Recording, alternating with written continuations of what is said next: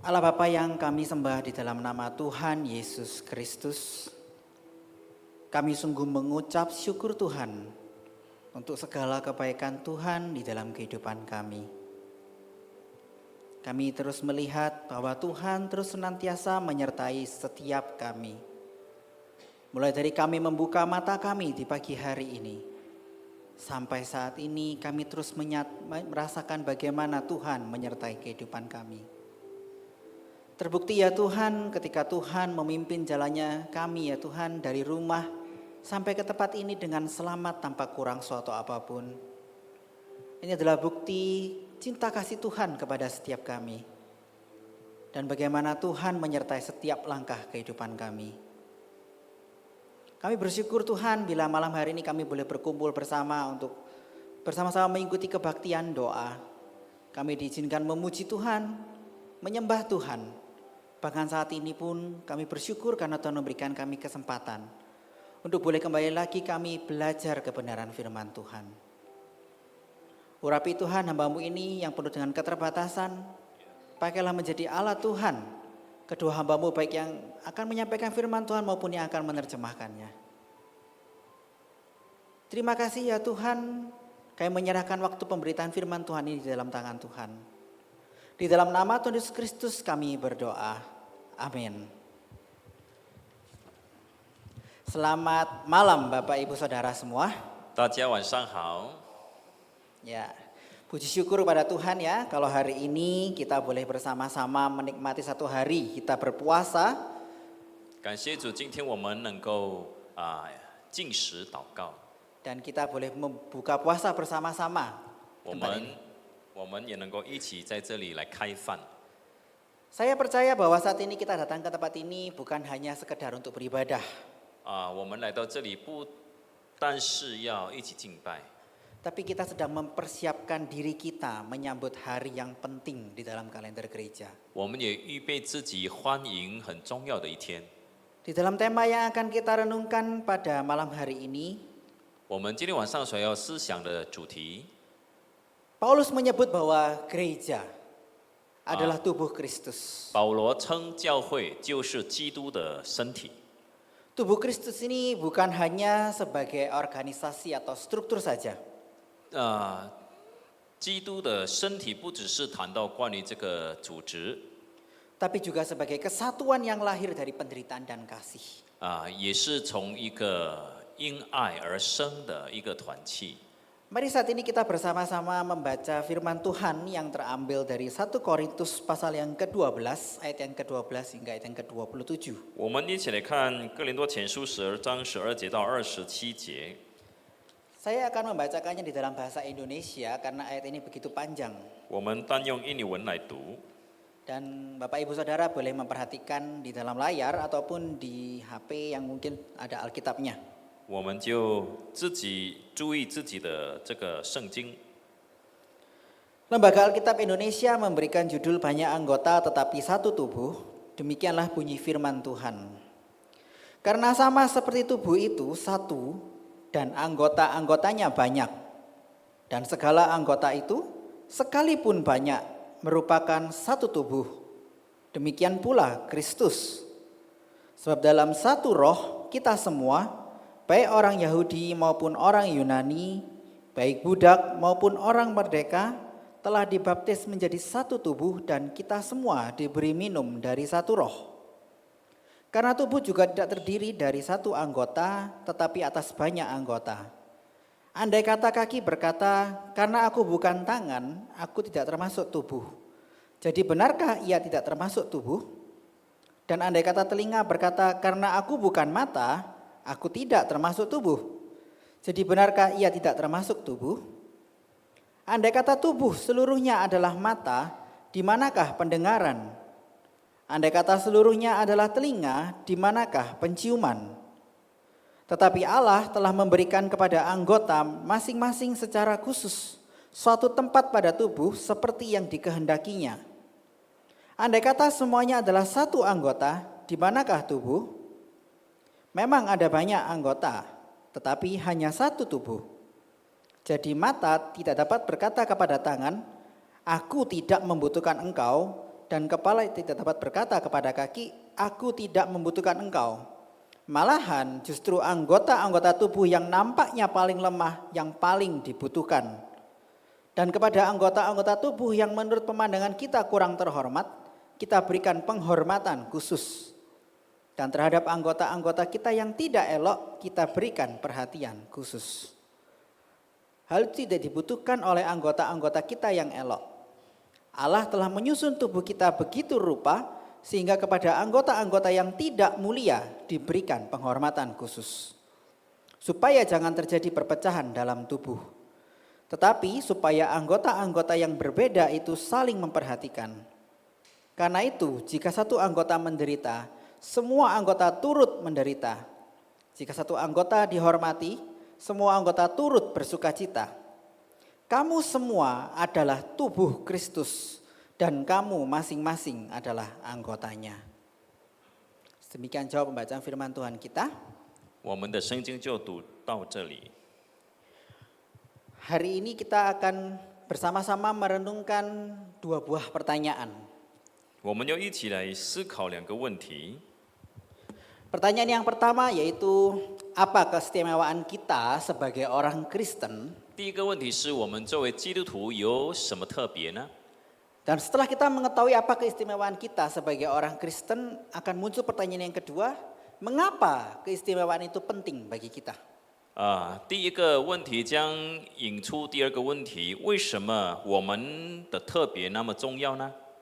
Jika saya boleh bertanya kepada Bapak Ibu semua, apa sih keistimewaan kita sebagai orang Kristen? 请问我们作为基督徒有什么特别呢？ Selain kita boleh menyebut nama Tuhan kita dengan sebutan Bapa ya. 除了我们可以称我们的主为父之外， Di sini Paulus menjelaskan satu fondasi yang penting dan utama bagi kita semua. 在这里保罗提出一个很重要的基础， Tercatat di dalam 1 Korintus 12 ayat ke-12 dan 13. 特别是哥林多前书12章12到13节。 Salah satu keistimewaan kita adalah karena kita adalah dipersatukan. 我们其中一个特别的地方就是我们被联合在一起。 Dan pentingnya dipersatukan ini di dalam baptisan dan di dalam roh. 我们是透过这个圣洗礼，还有在灵里被联合起来。 Ini adalah fondasi yang utama yang penting untuk kita mengerti.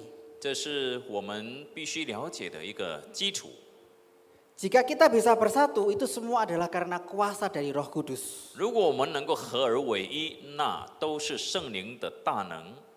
Bagian ini sebenarnya Paulus ingin menjelaskan bahwa jemaat di Korintus memiliki banyak sekali karunia, tapi miskin dengan yang namanya kasih persatuan. 在这里保罗主要是要告诉我们，在哥林多教会有很多的属灵恩赐，但却没有合一。 Banyaknya karunia yang mereka miliki membuat mereka menjadi semakin terpecah-pecah. 他们所拥有的恩赐反而使他们分裂了。 Dan tidak hanya itu, bahkan mereka merasa karunia yang satu lebih penting daripada karunia yang lain. 有些人认为某一些的恩赐比其他的恩赐更重要。 Begitu pula jika kita tarik di dalam kehidupan kita saat ini. 同样的，当我们看到今天的生活的时候， Semakin banyak kemampuan yang kita miliki, maka sebenarnya kita semakin sepi, kesepian. 我们越能干就越孤单。 Orang-orang semakin ketakutan untuk bergaul dengan kita. 别人就会不敢于和我们来往。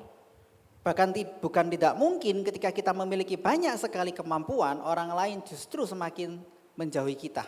当我们也有本事的时候呢，很多人都会远离我们。 Saya sering melihat di media sosial, 我常常在多元媒体里看到， ketika ada seseorang yang berhasil mencapai prestasi yang cukup banyak, 当有一个人已经有了很多的成就， maka komentar-komentar yang ada di sana justru malah memperhatikan tetangga. 那么在他们的那个留言区所出现的那些留言，都是讲到关于邻居的事情。 Karena budaya di dalam kehidupan Asia, kebiasaannya adalah membandingkan orang. 因为我们亚洲的文化呢，喜欢比较。Justru orang-orang yang memiliki banyak kemampuan ditakuti oleh tetangga-tetangganya. 那些有本事的人呢，他们的邻居都不敢靠近他们。 Disinilah sebenarnya Paulus mengingatkan kepada kita 在这里保罗提醒我们， bahwa semua perbedaan itu, semua kemampuan itu tidak ada gunanya di hadapan salib Kristus. 这一切的区别呢，在基督十架眼前是没有意义的。 Jumat Agung ini justru mengingatkan kepada setiap kita bahwa di kaki salib Tuhan semua perbedaan tidak lagi relevan. 受难节提醒我们在耶稣基督十架的脚前，我们这个彼此的不同已经不重要了。 Apapun kemampuan yang kita miliki, setiap kita sama memiliki satu kebutuhan yang sama. 我们所拥有的这个本事这个恩赐呢，都有这个共同的目标。 Apa itu Bapak Ibu yang dibutuhkan oleh kita? 那是什么呢？ Ada yang tahu? 有人知道吗？ Yang dibutuhkan sama-sama adalah keselamatan. 所需要的就是救恩。 Kita tidak bisa membeli keselamatan dengan segudang kemampuan kita. 我们不能够靠自己的能力得到救恩。 Kita tidak bisa membeli keselamatan dengan suku agama kita. 我们也不能够透过我们的种族来这个买赎救恩。 Kita mendapatkan keselamatan itu murni karena kasih karunia Tuhan. 我们得救完全是上帝的恩典。 Ini satu-satunya persatuan yang dimiliki oleh kita umat Tuhan. 这就是我们基督徒上帝的子民所拥有的这个合一。 Tapi mungkin akan muncul pertanyaan, kalau bersatu itu apa istimewanya? 可能我们也会问，合一有什么了不起，有什么特别呢？ Karena memang persatuan itu adalah kecintaan daripada Tuhan kita. 因为我们的主就是喜爱合一。 Di dalam Kejadian pasal yang kedua, Allah pertama-tama menyatukan dua manusia. 在创世纪第2章，上帝就把2个人联合在一起。 Dan Bapak Ibu bisa mencari di dalam Alkitab banyak sekali ayat firman Tuhan yang menyatakan bahwa kita harus bersatu karena itulah yang disukai Tuhan. 我们从圣经里面也可以看到很多处都在强调我们必须合一。 Di Alkitab hanya satu bagian yang Tuhan tidak suka yang namanya persatuan. 在圣经里面只有一处告诉我们神不喜悦他们合一。 Bapak Ibu tahu nggak bagian yang waktu apa itu Tuhan nggak suka 知道哪一处经文吗？ dengan persatuan manusia? Ada yang tahu? 唯一上帝不喜悦人合一的地方在哪里？ Itu hanya ketika manusia meninggikan dirinya di Menara Babel. 也就是当人在这个巴别塔的事上高举自己的时候， Dan hanya pada bagian itulah justru Tuhan yang mencerai-beraikan manusia. 在这件事情上呢，上帝就这个使他们分开了、分裂。 Dan persatuan ini menjadi istimewa karena kita disatukan di dalam Roh Kudus. 我们的合一之所以特别，是因为是在圣灵里面合一的。 Jadi seharusnya ini kembali mengingatkan kepada setiap kita bahwa di dalam Tuhan kita seharusnya memiliki satu kesatuan yang kokoh. 所以我们在耶稣基督里应当合而为一。 Dan inilah keistimewaan kita sebagai umat Tuhan. 这就是我们作为上帝子民的特别。 Lalu muncul pertanyaan mengapa keistimewaan ini begitu penting bagi kita umat Tuhan. 然后我们也要问，为什么这样的特别对我们来说那么重要呢？ Paulus melanjutkan di ayatnya yang ke berikutnya bahwa setiap anggota seharusnya saling membutuhkan dan bukan saling membandingkan. 保罗说呢，我们每个肢体应该是互相需要，不是要互相比较。 Dan bentuk persatuan ini adalah salah satu bentuk solidaritas untuk menuju ke kemuliaan. 这样的合一呢，就是我们要走向荣耀的一种团结的精神。 Dalam 1 Korintus 12 ayat ke-22, Paulus menyatakan bahwa anggota-anggota yang nampaknya paling lemah justru itulah yang paling dibutuhkan. 在22节，保罗告诉我们，身上肢体人以为软弱的，更是不可少的。 Dan di sini menarik sekali Paulus menggunakan analogi persatuan yaitu tubuh manusia. 在这里很有趣的，保罗就用了人的身体作为比喻。 Apa menariknya tubuh manusia dijadikan sebagai analogi persatuan? 人的身体作为合一的比喻有什么特别呢？ Bapak Ibu sedikit sharing, saya dulu pernah menjadi guru TK. 以前我曾经是一个幼儿园的老师。 Di dalam ketika saya menjadi guru TK, saya sempat membantu guru-guru lain untuk mengetes anak-anak yang akan naik kelas. 那个时候呢，我曾经帮助其他的老师去给这些要这个升级的这些学生，给他们一个测试。 Salah satu tes yang penting untuk membuat anak itu bisa naik itu adalah tes mengenali tubuh mereka. 其中一个关键使他们可以这个升级班的，就是他们要认识自己的身体。 Meskipun si anak bisa menjawab semua soal hitungan, 虽然他们都很会这个数学方面， ataupun mungkin dia bisa membaca dengan lancar satu kalimat, 或者他们这个很顺利的读一句话， tapi jika dia tidak bisa mengenali anggota tubuh mereka, 但是如果他们不能够识别他们的肢体， maka anak itu tidak bisa naik kelas selanjutnya. 他就不能够这个升班。 Inilah yang menunjukkan mengapa bagian tubuh itu sangat penting untuk bisa bersatu. 这个所以说身体是我们合一很重要的元素。 Seringkali di dalam tes anak-anak itu, 很多时候在给孩子测试的时候， mereka selalu melupakan salah satu bagian yang penting, 这是其中一个很重要的部分， yaitu mulut. 嘴巴。 Jadi ketika ditanya apa aja bagian tubuh kamu yang ada di dalam muka, 如果问他们你们的脸有什么肢体呢？ dia bisa lancar menyebutkan aku punya 2 mata, punya hidung, punya telinga. 他会说我有一双眼，然后有这个鼻子，然后有嘴巴。 Tapi kesulitan untuk mengucapkan kata mulut. 对不起他会说有其他的肢体，但是很难说嘴巴。 Mungkin ini kalau dinilai karena mereka sudah otomatis bergerak sendiri, jadi mereka lupa kalau itu adalah salah satu bagian tubuh yang harus dilatih. 可能嘴巴是他们常常用，所以他们忘记了嘴巴也是属于脸部的肢体。 Nah inilah yang menunjukkan mengapa anggota tubuh itu penting untuk setiap kita. 这里就告诉我们，为何我们身体上的肢体很重要。 Namun meskipun kita tahu ada masalah yang sering muncul di dalam tubuh itu. 但是在我们的身体里面也经常出现一些的毛病。 Masalah yang sering muncul adalah antara rendah diri atau yang satunya tinggi dirinya. 有时候我们会自卑或者是高傲。 Kalau di dalam kehidupan bergereja, 在我们教会的生活里面， saya pernah menjumpai banyak sekali orang yang belum mau menyerahkan dirinya untuk melayani. 我发现有很多人不愿意奉献自己让主使用。 Ketika ditanya alasannya, 当我们问他的理由的时候， umumnya jawaban mereka adalah saya nggak bisa apa-apa. 基本上他们的答案就是我什么都不会， Saya nggak punya apa-apa. 我什么都没有， Masih ada orang lain yang lebih hebat. 还有更了不起的，还有别人更好的。 Inilah masalah yang sering kali muncul di dalam gereja.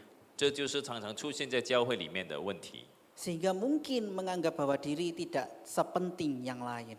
所以他们认为自己不比别人重要。 Namun ada pula ekstrim yang lain 但是还有另外的极端 yang justru merasa bahwa dirinya multi talenta, 他们自己认为有很多的恩赐， punya segala-galanya, 拥有一切 merasa dibutuhkan oleh setiap orang. 他们自己觉得被众人所需要。 Nah, dua ekstrim ini menjadi masalah yang sering kali muncul di dalam gereja. 就是这两种极端常常出现在教会里面， Sehingga menyebabkan keutuhan gereja itu sedikit berubah. 这使我们的教会很难合一。 Sehingga salah satu gejalanya yang muncul adalah 4L. 4L. 所以常常出现一种这个现象，就是 4L， Lu lagi, lu lagi. 又是你又是你。 Bahkan beberapa waktu yang lalu, 不久之前 panitia Natal 圣诞委员会 di salah satu gereja yang saya kenal 就是在我所认识的一间教会 baru dibubarkan. 刚刚这个被这个散了。 Dan ketika membentuk panitia yang baru, 当他们组织新的委员会的时候， sudah langsung diambil dari mereka yang membantu kembali. Diambil dari mereka yang tadi sudah jadi panitia. 然后又重新去选那些做过委员的人。 Inilah menyebabkan gereja menjadi kesulitan mencari pelayan Tuhan. 教会就很难去找新的侍奉人员。 Padahal Paulus mengatakan justru yang lemah, justru yang lebih sering dibutuhkan. 保罗在这里告诉我们，正是最软弱的，是我们最需要的。 Bahkan saya juga pernah mendengar, 我也曾经听过， tapi saya juga ingin bertanya kepada Bapak Ibu semua. 我也想问你们每一位， Menurut Bapak Ibu semua, pelayanan apa sih yang paling sering dianggap paling mudah? 对你们来说，什么领域的侍奉是最容易的呢？ Asyir, ada yang 招 bilang. 待员。 Kenapa? Karena umumnya ketika kita diminta untuk menjadi multimedia misalnya, 为什么呢？因为比如说，当我们被要求去负责这个多元媒体的时候， selalu memiliki alasan, aku nggak sanggup, nggak ngerti peralatannya. 我们很多时候的理由是说我不懂这些。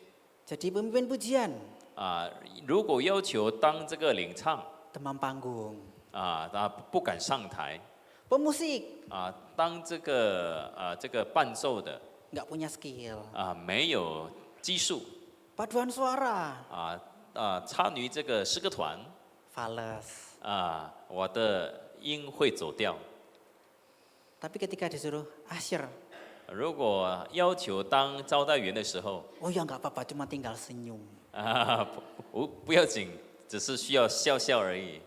Tapi Bapak Ibu semua, 但是呢，弟兄姐妹， seorang asyir itu ternyata memiliki peran yang sangat penting.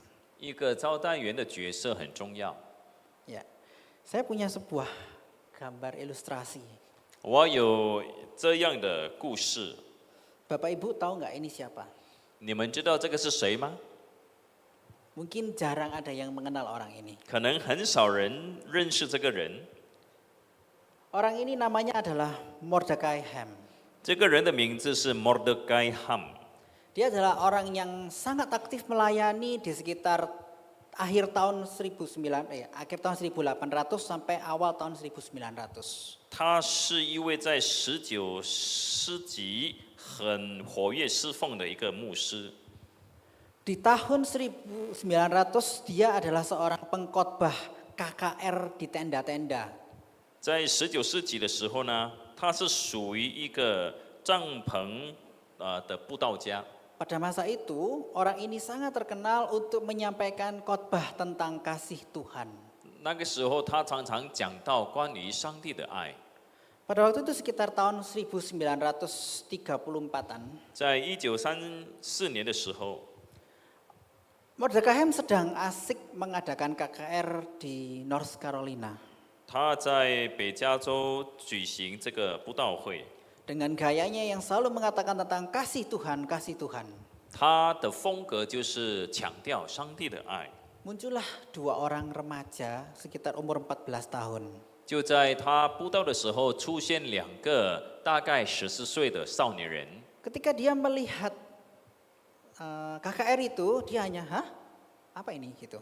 当他参加那布道会的时候，他们觉得这是什么呢？ Apalagi ketika dia mendengar bahwa kasih Tuhan begitu nyata untuk kalian. 当他们听到上帝的爱是如此的具体， Itu sudah mulai menarik dua remaja ini. 就开始吸引这2位少年人。 Namun ketika dia masuk dan melihat tempat duduk yang tersedia, 但是当他们要进去的时候，看到这个座位的时候， ternyata sudah penuh. 原来已经坐满人了。Akhirnya dua remaja ini memutuskan untuk pergi. 所以这2位少年人就决定离开。 Tapi pada saat itu 就在那个时候， ada seorang asyir 有一个招待员 yang bahkan namanya sampai detik ini tidak diketahui siapa. 他的名字到现在都没有人知道。 Dia lari, dia menangkap salah seorang dari anak remaja ini. 他就赶快跑去抓住这少年人， Dan dia berkata, 然后他说 kalian cuma berdua kan? ：“你们只有2位吧，来吧， Saya akan carikan tempat untuk kalian. 我给你们地方坐。” Akhirnya dua anak remaja ini bisa mendapatkan tempat duduk dan mengikuti KKR itu. 然后这2个少年人就得到位置，可以参加这一次的布道会。 Di akhir hari itu, dua remaja ini bertobat. 在那天的布道会里呢，这2个少年人悔改了。 Salah satu dari dua remaja ini adalah Billy Graham. 其中一个少年人就是 Billy Graham， Orang yang paling banyak khotbah dan paling banyak memenangkan jiwa-jiwa. 这是一个很伟大的布道家，为主赢得许多的灵魂。 Dan yang satunya adalah Grady Wilson. 还有另外一个就是 Grady Wilson， Grady Wilson ini adalah salah seorang yang sangat penting di dalam pelayanan Billy Graham. 这位Grady Wilson 在 Billy Graham 的服饰里面很重要。 Dia membiayai hampir seluruh pelayanan Billy Graham. 他支持 Billy Graham 所有服饰的费用。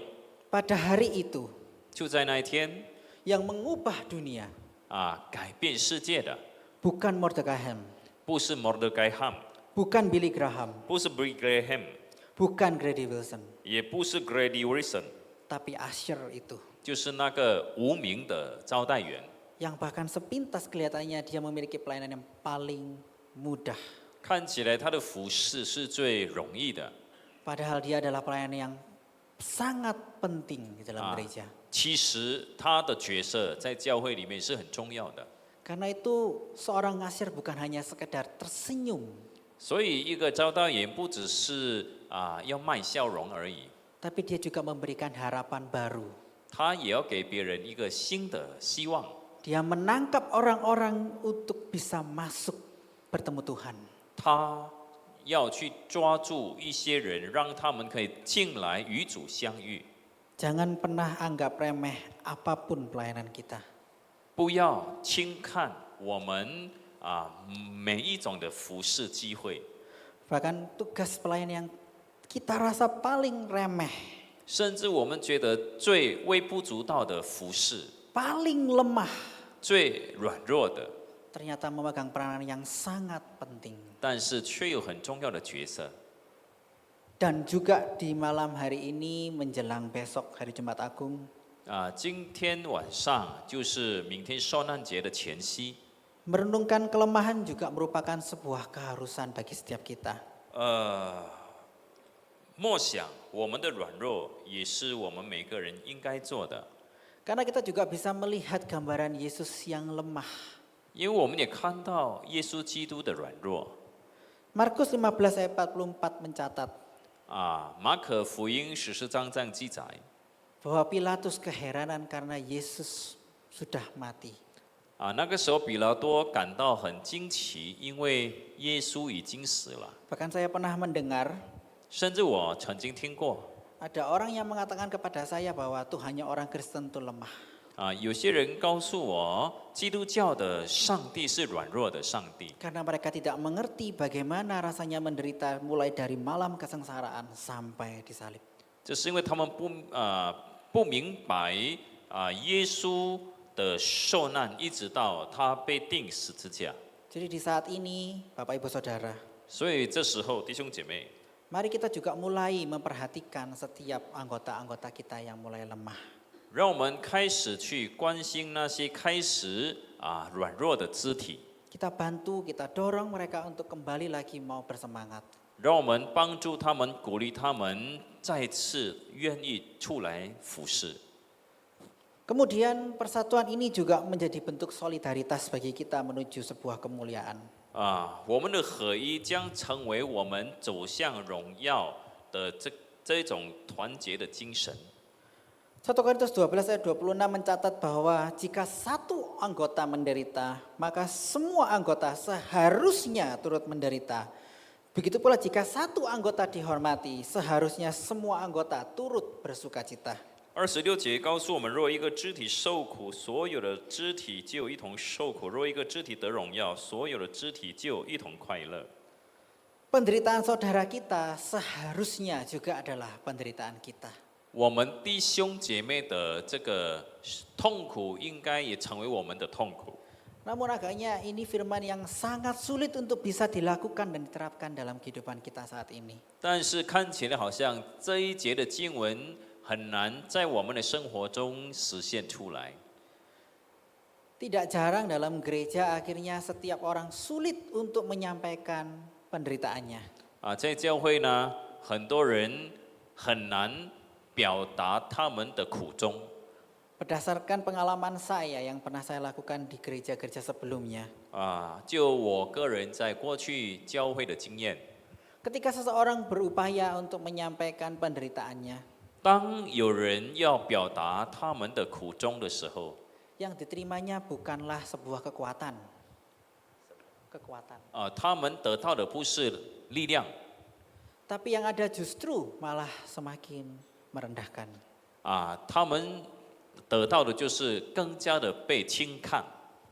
Dan sempat ada satu celotehan. 有这样的事情。 Kalau kita bicara A, 当我们说啊的时候， maka nanti bisa-bisa orang lain akan mendengar yang Z. 别人听到的却是 Z。 Kabar yang semula A berubah menjadi Z.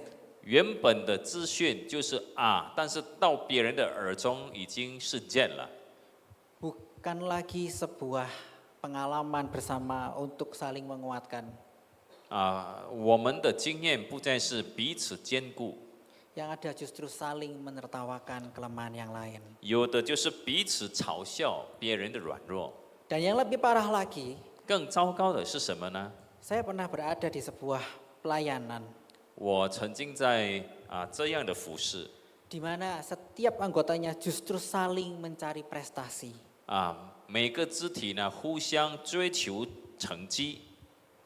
Bagi mereka jika mendapatkan satu prestasi yang baik dan sedangkan yang lain turun, itu merupakan sebuah hal yang harus dirayakan. 对他们来说呢，如果自己能够达到美好的成绩，而且别人没有成绩，那是一件值得庆祝的事情。 Padahal firman Tuhan hari ini tuh jelas sekali 今天神的话语很清楚， bahwa bukan demikian yang diinginkan oleh Tuhan kita. 主所要的不是这样。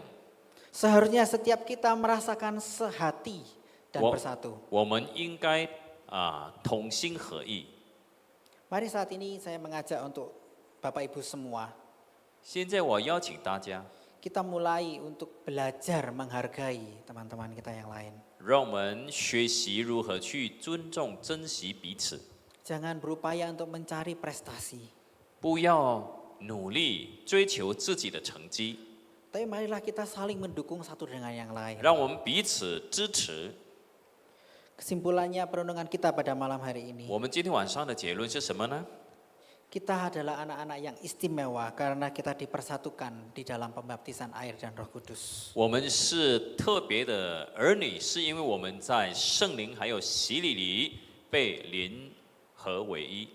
Dan dari persatuan itu seharusnya kita merasakan untuk saling membutuhkan, bukan saling membandingkan satu dengan yang lain. 这样的合一应该让我们明白，我们是彼此需要的，不是要彼此比较的。 Dan persatuan ini adalah bentuk solidaritas kita menuju kemuliaan. 这样的合一将成为我们走向荣耀的一种团结的精神。 Mari saat ini kita juga bersama-sama mengambil waktu untuk kita bersama-sama merenungkan firman Tuhan kita hari ini. 让我们来思考我们所听的话语， Khususnya ketika kita besok akan menyambut Jumat Agung kematian Tuhan. 尤其是明天我们要纪念耶稣的受难。 Salib bukan hanya menyelamatkan, 十字架不只是拯救的记号， tapi juga menciptakan sebuah keluarga baru. 也是创造了一个新的家庭， yaitu kita ini. 也就是我们每个。 Selamat merenungkan sengsara Tuhan. 让我们一起思想主耶稣的受难。 Mari kita berdoa.